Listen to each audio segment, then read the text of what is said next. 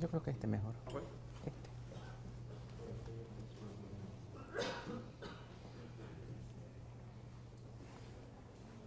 Este. Muy buenos días a todos. La propuesta es darles una breve plática acerca de lo que se hace en términos de terapia de reemplazo renal en las unidades de cuidados intensivos.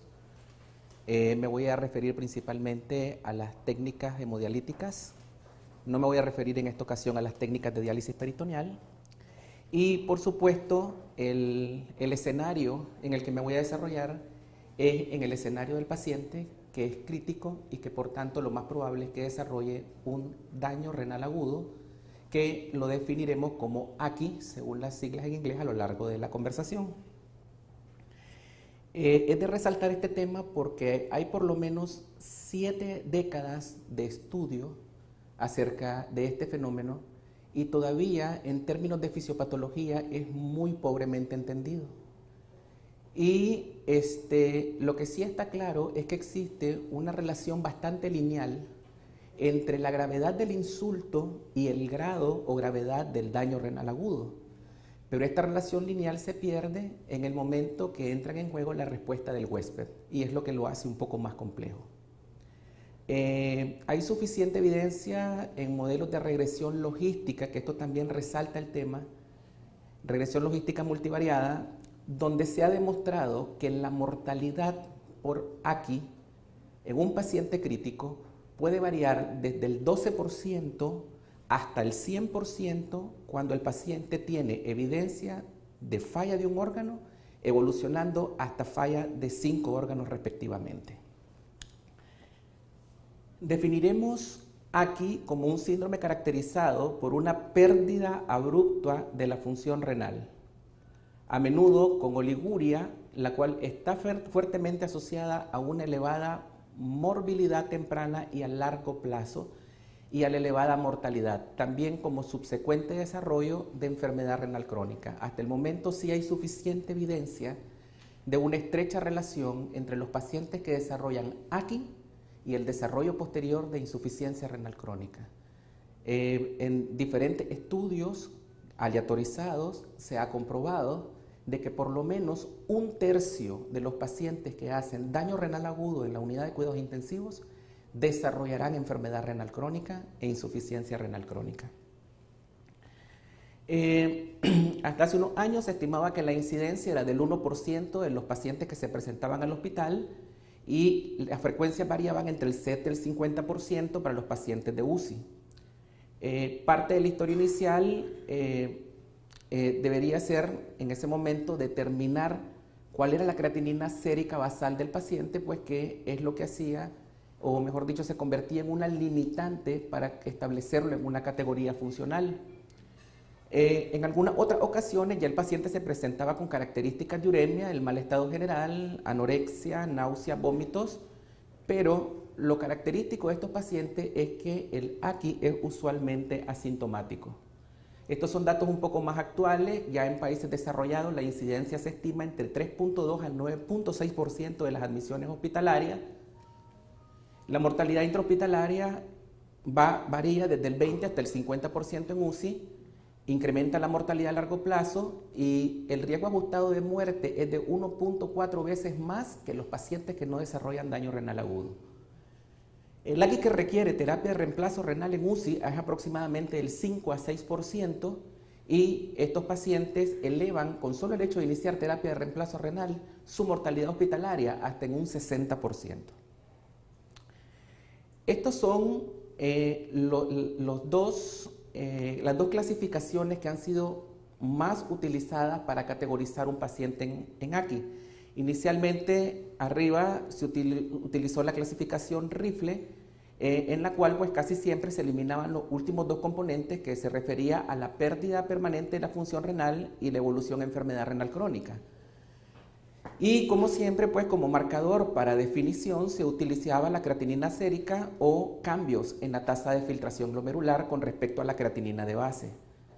Luego apareció a partir del 2007 la clasificación Akin, que simplifica un poco más esto y esta toma en cuenta valores netos de la creatinina sérica a niveles más bajos. Es decir, por ejemplo, aquí en el riesgo, que correspondería a la categoría 1, se refería al incremento en 1.5 del nivel basal. Pero como decíamos, pues muchas veces esto no se conoce, entonces se tomaron valores promedio y modificaciones en 0.3 miligramos por decilitro en el valor de creatinina, ya podíamos ubicar al paciente en una primera categoría de daño.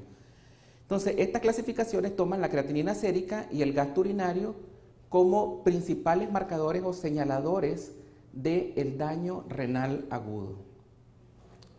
Y es que la creatinina, a pesar de todas las limitaciones que tiene en cuanto a su cinética, pues sigue teniendo utilidad porque es la que guarda una relación lineal entre la incidencia de AQI, el incremento porcentual, esto está en milimoles por litro, y la mortalidad. Es decir, en la medida que la creatinina va doblando sus niveles, pues la mortalidad se va incrementando. Igual, pues visto en esta diapositiva, expresa lo mismo, ¿verdad? Esta es variación también en términos porcentuales, 25% del nivel basal, 50, 100, hasta más de 50 en el nivel total de creatinina, como la mortalidad se va incrementando. Y en este Kaplan-Meier, lo que valoramos, siempre haciendo uso de los estadios de Akin, es la sobrevida del paciente al egreso del hospital. A los 40 días, pues nosotros podemos ver cómo los pacientes que no tuvieron AQI tienen una sobrevida casi del 100%, en contraste con los pacientes que fueron clasificados en un estadio 3 de AQI y que probablemente requirieron terapia de reemplazo renal, cuya sobrevida pues desciende por lo menos hasta un 45%. Esto también pues, refleja la sobrevida del paciente, pero este es un seguimiento más prolongado, estamos hablando de seguimientos de hasta 7 años, donde las curvas, al igual que en este Kaplan-Meier, se comportan igual, donde los pacientes que no tuvieron AQI, no tienen enfermedad renal crónica, tienen una mejor sobrevida que los pacientes que tuvieron AQI y que desarrollaron enfermedad renal crónica, donde sus posibilidades de sobrevida a 7 años se reducen a un 45-48% aproximadamente. Como sabremos, nos estamos refiriendo al daño renal agudo que es parenquimatoso, es decir, no nos estamos refiriendo al daño renal agudo prerrenal ni al daño renal agudo postrenal. Y entonces en esta clasificación podemos observar las causas más frecuentes de daño renal parenquimatoso. Tenemos la clásica necrosis tubular aguda, ¿verdad?, que generalmente ocurre después de un insulto isquémico o cuando utilizamos drogas nefrotóxicas, y la característica, ¿verdad?, que tenemos y que a mano en el laboratorio es que esta cursa con una fracción de excreción de sodio de más del 2%. Están también las túbulo-intersticiales, que se presentan principalmente como reacciones alérgicas a drogas. Generalmente se acompañan de manifestaciones sistémicas, fiebre, rash, eosinofilia, ¿verdad? Y generalmente la elevación de creatinina se presenta entre 7 a 10 días después de la exposición del fármaco. En orina lo que podemos ver pues son cilindros leucocitarios, cilindros eritrocitarios, y a pesar de esa leucocituria pues los cultivos van a ser persistentemente negativos. Está una modalidad muy particular, ¿verdad?, que esto se toma como muy independiente porque ha requerido, o mejor dicho, ha adquirido mucho valor epidemiológico, que es la nefropatía inducida por contraste. Hay múltiples definiciones, pero las más aceptadas es el incremento de la creatinina en un valor de 0.5 miligramos por decilitro por encima del basal. Generalmente se presenta entre las 48 a 72 horas después de la administración del contraste, y hoy en día se sabe pues que la prevención es que para todos los pacientes que son categorizados como de riesgo, tratar previamente con soluciones isotónicas o bicarbonato, evitar las drogas nefrotóxicas, ¿verdad?, para evitar pues y disminuir la incidencia de este fenómeno. Otras patologías pues, que se acompañan de daño parenquimatoso son las enfermedades glomerulares, pues, primarias y secundarias, nefropatías por pigmento, como es en el caso de la rhabdomiólisis, o casos muy particulares de enfermedades inmunológicas como la microangiopatía trombótica. Pero en lo que vamos a hacer más énfasis, y es en lo que nosotros luchamos a diario, es con la sepsis, que pues, es una característica muy frecuente en la unidad de cuidados intensivos. De hecho, se considera que es la primera causa y es la causa más severa de morbilidad y mortalidad en el paciente críticamente enfermo. Y sobre todo en países desarrollados, la sepsis severa es la principal causa de AQI, por lo menos para esta serie en los Estados Unidos. Fisiopatológicamente hablando, este es un esquema simplificado que nos explica más o menos cómo a partir del daño isquémico en la clásica necrosis tubular aguda se lleva a la falla renal, pues y ocurren muchos cambios como es tras los efectos vasculares de la isquemia, incremento del calcio citosólico, incremento de la sensibilidad a vasoconstrictores o por otro lado pues el incremento de una respuesta inflamatoria con producción y supresión de algunos mediadores como disminución de prostaglandina, aumento de endotelina que es un vasoconstrictor, disminución de óxido nítrico, que finalmente todo va a llevar a disminución de la tasa de filtración glomerular. Pero ya entrando más en detalle en lo que se refiere al aquiséptico, que ahora se considera como una modalidad de daño renal agudo diferente al de la isquemia, pues aquí se hace un poco más compleja la situación y es lo que ha hecho difícil de entender el proceso. Este es uno de los modelos que ha tratado de explicar un poco más cómo se llevan a cabo los fenómenos que finalizan en un daño renal y partimos principalmente de bacterias gram negativas, que son las que han sido mejor estudiadas, que contienen algo que se llaman lipopolisacáridos, proteínas de superficie, que son el desencadenante de la cascada que va a llevar al daño final. Estos lipopolisacáridos, cuando interactúan con receptores específicos de células inmunológicas, son capaces de desencadenar una respuesta inflamatoria sistémica, es decir, el daño no se limita al riñón, sino que va más allá de él. Y por otro lado, estos lipopolisacáridos a través de los receptores tipo TOL, que están ubicados principalmente en las células del túbulo contorneado proximal, la interacción de estos también genera una reacción inflamatoria local. Todo esto trae como consecuencia activación de complemento, activación de coagulación, células dendríticas, etc. Y todo esto va a llevar a una infiltración leucocitaria aguda con el daño renal subsecuente. Este es otro de los esquemas en los cuales la estimulación de la síntesis de purina a través de la estimulación de receptores TOL, a través de la exocitosis de los cuerpos de Palade y Weevil y de este complejo de proteínas de alta migración hacen que jueguen un papel dicotómico en esto porque estimula la producción de factores proinflamatorios y factores como la movilización de células madre para protección. Este es el papel de las células madres, ¿verdad? Donde se ve que ellos pueden regular positivamente algunas células y proteger el túbulo y participan en los fenómenos de regeneración. Ahora, ya entrando en el tema de la terapia de reemplazo renal, ¿cuándo iniciar? Hay mucha contradicción, no hay tiempo óptimo, no hay indicaciones óptimas. La evidencia disponible sugiere que la decisión de cuándo iniciar en pacientes críticamente enfermos debe ser basada sobre las tendencias de gravedad del paciente. Presencia de oliguria, sobrecarga de volumen o falla de órgano asociada a riñón. Por tanto, se han creado algunos algoritmos como estos, ¿verdad? Donde si hay evidencia ya de eventos que comprometen la vida, pues efectivamente dar paso a la terapia de reemplazo renal, sino ir haciendo evaluaciones consecutivas como es valoración del gasto urinario, progresiva acidosis, acumulación de fluidos, etcétera, para dar lugar al inicio de la misma. Estos son elementos que nosotros hemos utilizado como criterios clásicos: la oliguria o anuria, creatinina más de 7, urea más de 150, hipercalemia más de 6,5, acidosis metabólica, edema pulmonar, encefalopatía, que son pues también indicadores o criterios que nos van a ayudar a tomar la decisión en algún momento de cuándo iniciar la terapia de reemplazo. Existen 5 tipos de terapia de reemplazo principales que son la modalidad de hemodiálisis intermitente aguda, las terapias de reemplazo renal continuas, las terapias de reemplazo renal intermitentes prolongadas y las diálisis de baja eficiencia sostenida, que son conocidas también como SLED. Y pues en un quinto lugar la diálisis peritoneal, que como dije pues no va a ser abordada.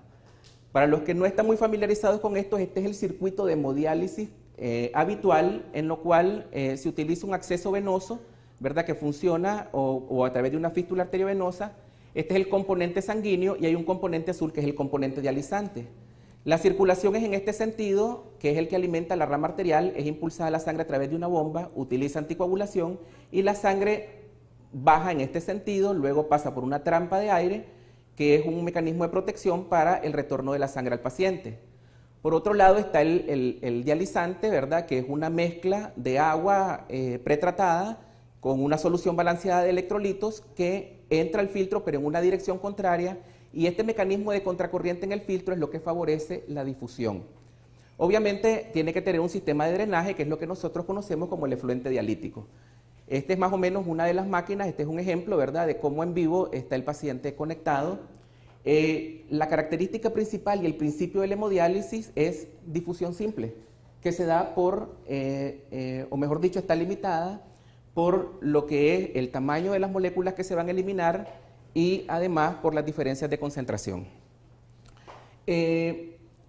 Generalmente el hemodiálisis se programa para tiempos cortos, estamos hablando de hemodiálisis de 3 a 4 horas, ¿verdad? Y esto lo hace que tenga algunas desventajas, pues porque el paciente que tiene inestabilidad hemodinámica, pues obviamente hace de que estos tiempos cortos sean menos tolerados.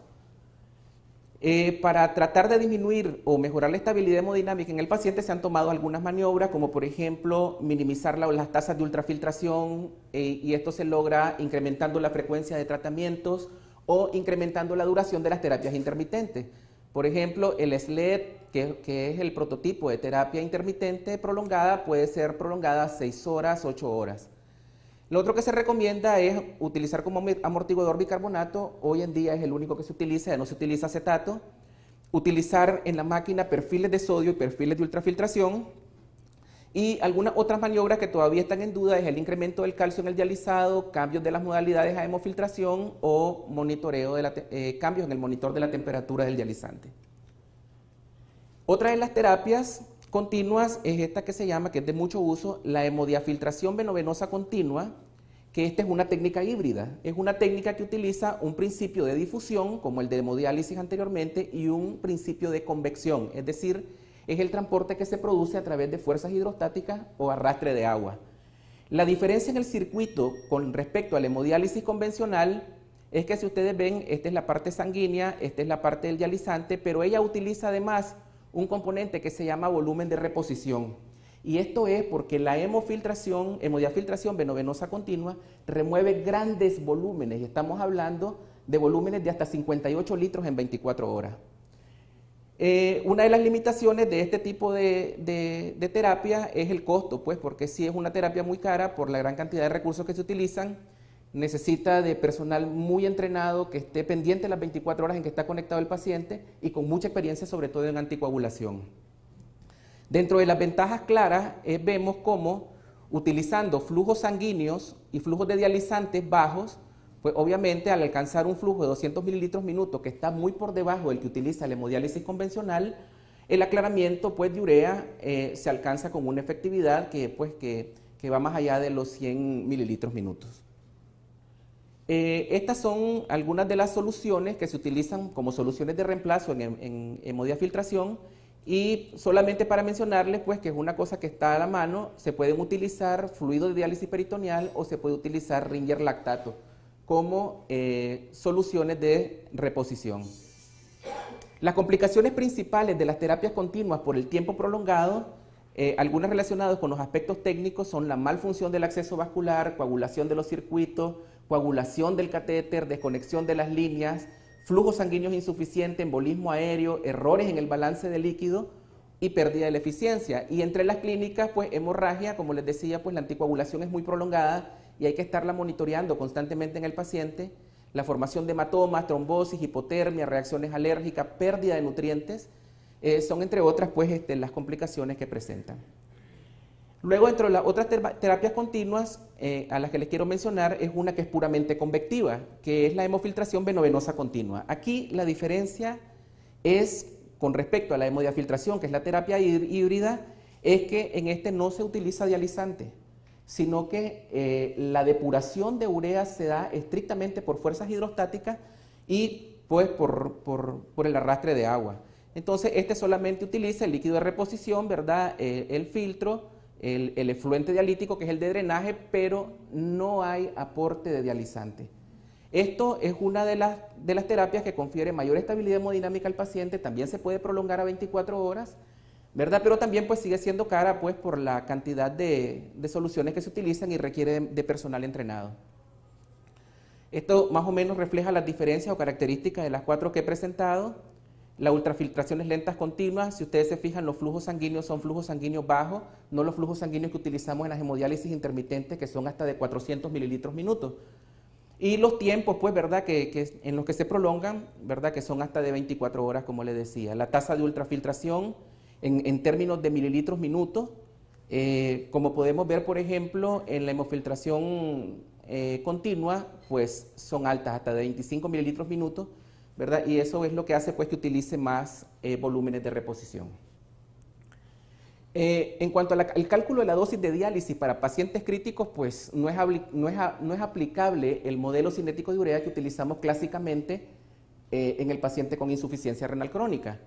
Y esto es porque el ambiente del paciente crítico y que está en un daño renal agudo es una situación continuamente cambiante. Generalmente están hipercatabólicos, tienen diferencias día a día en el agua corporal total y pues también tienen dificultad con el acceso vascular. De manera que esto hace que generalmente la dosis obtenida en falla renal aguda sea un 30% menor que la prescrita, y esto es porque pues muchas veces los pacientes presentan inestabilidad hemodinámica, lo que trae como consecuencia tomar medidas como reducción de los flujos sanguíneos, coagulación de las fibrillas del dializador y recirculación del acceso vascular. Estas son algunas de las diferencias más importantes entre las modalidades intermitentes y continuas. Las intermitentes son rápidas, las continuas son lentas. Las intermitentes sobre todo eliminan pequeños solutos, estas ya eliminan medianos y grandes solutos por el tipo de filtro que utilizan.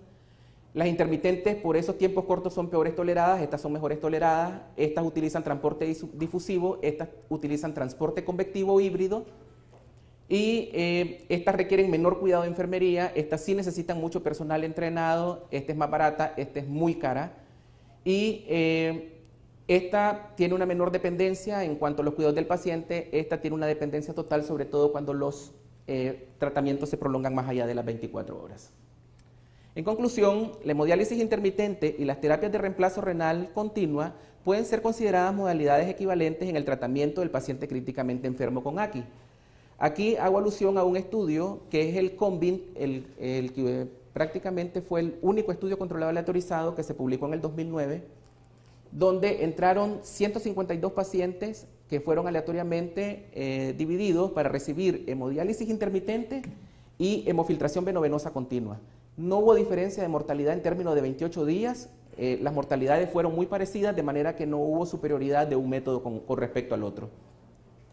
En pacientes con hipotensión refractaria o con mucha hipertensión intracraneal, esto es donde sí ha sido más evidente que las terapias de reemplazo renal continua son preferibles, probablemente por la mejor tolerancia hemodinámica. La diálisis lenta de baja eficacia, que es el SLED, prolongada a 8 o 12 horas, 6 sesiones semanales, ha mejorado también la tolerancia hemodinámica. Y la comparación de diálisis más intensas, por ejemplo, hemodiafiltración venovenosa continua, tasas de remoción de 35 mililitros kilo hora, o hemodiálisis intermitente, 6 sesiones semanales, versus hemodiafiltración venovenosa continua a 20, un poco más baja que esta, o hemodiálisis intermitente a 3 sesiones semanales, como lo hacemos convencionalmente, también no dio diferencias ni beneficios. Estos son resultados del estudio ATN, 1124 pacientes, que fue publicado en el 2011. El tiempo óptimo de la iniciación de diálisis para pacientes con AKI todavía es incierto, aunque estudios observacionales han sugerido potencial beneficio en el inicio temprano. De hecho, cuando se comenzó a estudiar esto, muchos médicos optaban por comenzar la terapia de reemplazo renal antes del incremento de creatinina. Pero esto todavía pues, no fue aceptado de una manera estándar, porque de igual manera pues, se vio de que los resultados no necesariamente eran mejores. Ahora hay que tomar en cuenta que algunas prácticas en cuidados intensivos, como por ejemplo la ventilación con volumen tidal bajo, los estados de hipercapnia permisiva, pueden exacerbar la acidemia en pacientes con AKI. También asociados a la reanimación temprana con líquidos puede resultar en sobrecarga de volumen o acidosis metabólica hiperclorémica por el tipo de soluciones que utilizamos. La administración de esteroides en estado de relativa insuficiencia corticoadrenal, que también es una cosa muy frecuente, puede exacerbar la azoemia y retención de volumen. Y todos estos cambios pues son cambios que nos pueden ayudar y nos pueden conducir al inicio de la terapia de reemplazo renal temprana. Bueno, muchas gracias.